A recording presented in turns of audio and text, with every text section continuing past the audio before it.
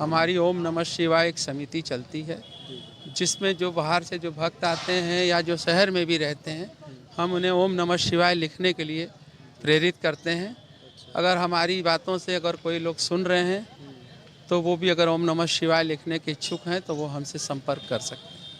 गंगा स्वच्छता अभियान जो चला है, वो स्वच्छता अभियान में गंगा थोड़ी साफ तो हुई है, लेकिन थोड़ा सा साफ करने से ये काम नहीं होने वाला है। जो है गंगा के निर्मलीकरण में हम लोगों ने अपने बचपन में कुछ घाट ऐसे थे जहाँ हम लोग अगर सिक्का भी डाल देते थे तो हम लोग ऊपर से देखते थे तो सिक्का हमें नीचे दिखाई देता था। या नमस्कार साथियों, आपका अपने समर्पण न्यूज में हार्दिक स्वागत है। मैं चंद्रपाल सिंह। आज मैं उपस्थित हूँ बीएचयू में। यहाँ पर जो बीएचयू का हॉस्पिटल है, इसमें सर सुंदरलाल अस्पताल का नाम है और हमारे साथ हैं जी सर। आपका क्या नाम है? मेरा नाम विजय कृष्ण मिश्र है। आप यहीं बनारस से हैं? हाँ जी, मैं बनारस से हूँ। आप यहाँ हॉस्पिटल में अपना ट्रीटमेंट कराने के लिए आए हैं? नहीं, मेरी वाइफ का ट्रीटमेंट कराने आया हूँ। यहाँ फैसिलिटी कैसी है, मतलब डॉक्टरों की और जो दबाव वगैरह, क्या फैसिलिटी अच्छी है? नहीं, देखिए यहाँ हम लोग बीएचयू में हमेशा ही इलाज कराने आते रहते हैं। जो है तो समस्याएं तो जो हैं वो तो जो है जो शुरू में भी थी वो आज भी हैं, लेकिन कुछ फैसिलिटी बीएचयू में नए बढ़ाई है। जो है तो आज जो इनकी एक नई बिल्डिंग बनी है, वहाँ की बिल्डिंग की और जो मशीनें लगी हैं उससे बहुत से प्रॉपर के बाहर के लोग जो आते हैं उनको जो है इलाज की बहुत सी सुविधाएं जो है बीएचयू दे रहा है और बहुत से लोग ठीक होके भी जा रहे हैं, लेकिन जानकारी की अभाव में थोड़ी समस्याएं तो झेलना पड़ता ही है, क्योंकि प्रॉपर कोई एक ऐसा चैनल नहीं है यहाँ पे कि वो कोई मार्गदर्शन जो है किसी बाहरी व्यक्ति का अच्छे से कर सके। उसे खुद ही सब चीज़ें ढूंढनी पड़ती हैं।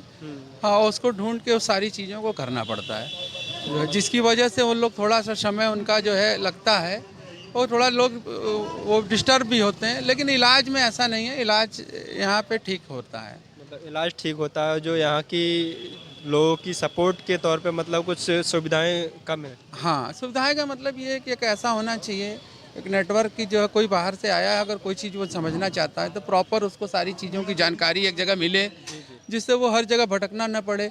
अब वो 20 लोगों को पूछता है, 20 लोगों में से हो सकता है 18 लोग ना जानते हैं, वो उसको कहते हैं कि हमें भी नहीं पता है, वो फिर और किसी से पूछता है। तो इस तरह से उसको जो है थोड़ा सा भटकना पड़ रहा। अगर उसकी इमरजेंसी है तो इमरजेंसी के समय में जैसे अगर कोई वो रसीद कटाना चाहता है, उसको पैसे जल्दी जमा करने हैं, तो उसकी कोई ऐसी सुविधा नहीं है कि अगर उसका प्रॉपर वो पैसा अगर जल्दी जमा करना चाहे तो वो जल्दी करे। उसको अगर लाइन लगी है तो उसको 15 लोगों के बाद है तो या 20 के बाद है तभी उसका जमा होता है।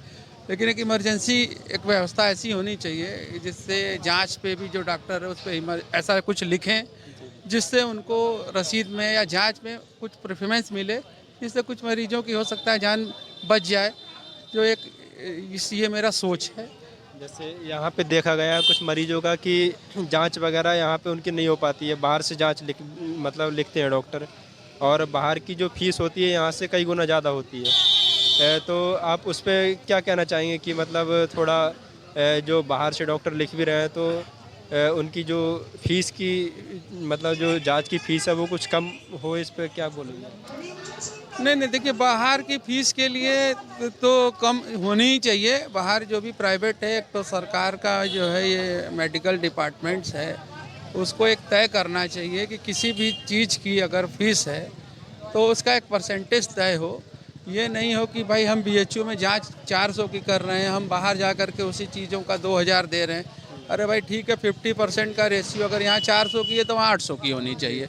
ये तो सरकार को जिम्मेदारी तय करना चाहिए कि इस विषय पे ध्यान देना चाहिए कि जिससे बाहर भी अगर लोग कराएं तो उनको ज़्यादा पैसा न लगे, उनका जो है ये सहूलियत होनी चाहिए। और अधिकतर देखा जाए तो यहाँ पर व्यक्ति इसी वजह से आता है कि उनका कम खर्च हो। हाँ जी, कम खर्च हो और इस वजह से वो आता है, लेकिन हर जांच यहाँ पे हो नहीं पाती। जो है कभी कभी जो है डिपार्टमेंट्स में कुछ चीज़ें नहीं उपलब्ध होती हैं, तो डॉक्टर कहते हैं कि जो ठीक है आप, और मरीज भी पूछते हैं कि भैया हम बाहर से करा लें, क्योंकि मरीज के दिमाग में ये बैठा हुआ है कि डॉक्टर जो है यहीं की जांचों को मानते हैं। ठीक है, तो वो बिना उनसे पूछे जो है बाहर जांच नहीं कराते हैं। जो है और डॉक्टर भी जब यहाँ पे देखते हैं किसी जांचों में जब लंबा समय लग रहा है तो वो कहते हैं कि आप बाहर करा लो, तो आपका 24 घंटे में हो जाएगा। सर आप बनारस से हैं और बनारस में अब मोदी जी ने जब से कार्यभार संभाला है, उनका ये संसदीय क्षेत्र भी रहा है, तो क्या सुधार देखने को मिले हैं आपको बनारस में? नहीं, बनारस में तो उन्होंने काफ़ी सुधार किया है।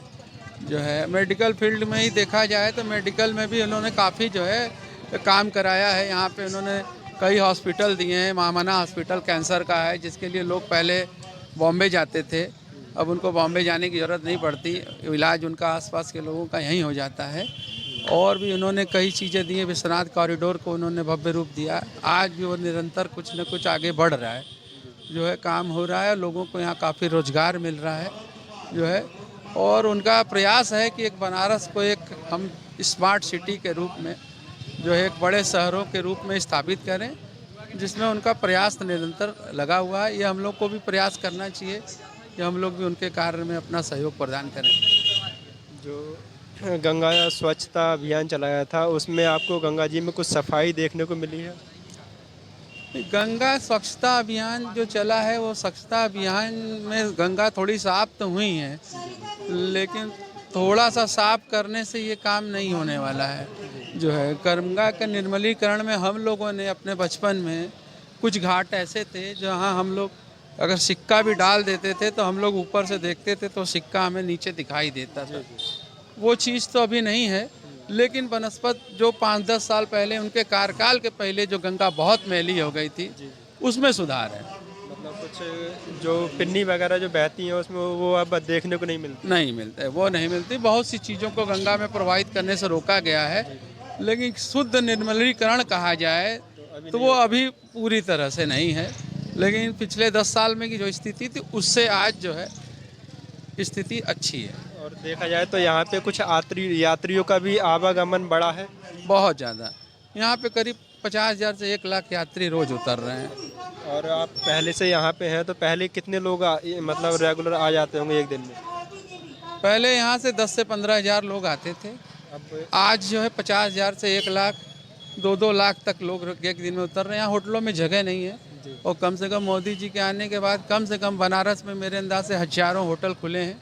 उसके बाद भी शनिवार रविवार को होटलों में कमरों में जगह नहीं होती जो है। तो सर आपका बहुत बहुत धन्यवाद इतनी जानकारी देने के लिए। जी थैंक यू। आप हमारे चैनल के माध्यम से कुछ और कहना चाहेंगे? हम भी मोदी जी के किस कार्य में एक अपना एक योगदान देते हैं। हम भी बाबा विश्वनाथ के बहुत बड़े भक्त हैं। हमारी ओम नमः शिवाय एक समिति चलती है, जिसमें जो बाहर से जो भक्त आते हैं या जो शहर में भी रहते हैं, हम उन्हें ओम नमः शिवाय लिखने के लिए प्रेरित करते हैं। अगर हमारी बातों से अगर कोई लोग सुन रहे हैं तो वो भी अगर ओम नमः शिवाय लिखने के इच्छुक हैं तो वो हमसे संपर्क कर सकते हैं। संपर्क के लिए आपको ये अपना मेरा नंबर मोबाइल नंबर है 9140942962। इस नंबर पे विजय कृष्ण मिश्र के नाम से आप कॉल करेंगे तो हम आपको व्हाट्सएप पे एक अपना मैसेज भेजेंगे। आपका एड्रेस और पता लेकर के आप किसी भी ऑल ओवर इंडिया या वर्ल्ड के कहीं भी रहेंगे, वहाँ पे हमने अपना जो है ओम नमः शिवाय की बुक आपको निःशुल्क प्रदान करते हैं।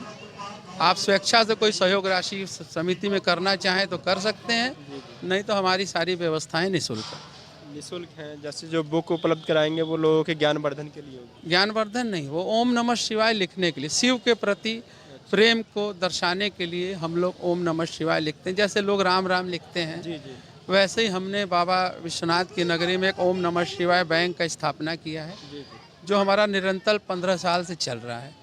और हमारे भारतवर्ष में कम से कम 25,000 के आसपास जो है ओम नमः शिवाय लेखन के लिए लोग आ रहे हैं और लिख करके हमारे यहाँ काशी में अपना जमा करवा रहे हैं। उनकी पुस्तक सुरक्षित रखी जाती है और उसका नियमित दोनों समय पूजा पाठ किया जाता है। तो आपकी जो समिति का उद्देश्य है भक्ति को दृढ़ता की ओर अग्रसर करना? हाँ, शिव की भक्ति के लिए हम लोग प्रेरित करते हैं कि क्योंकि शिव के आस्था के लिए ही लोग वाराणसी नगरी में आते हैं।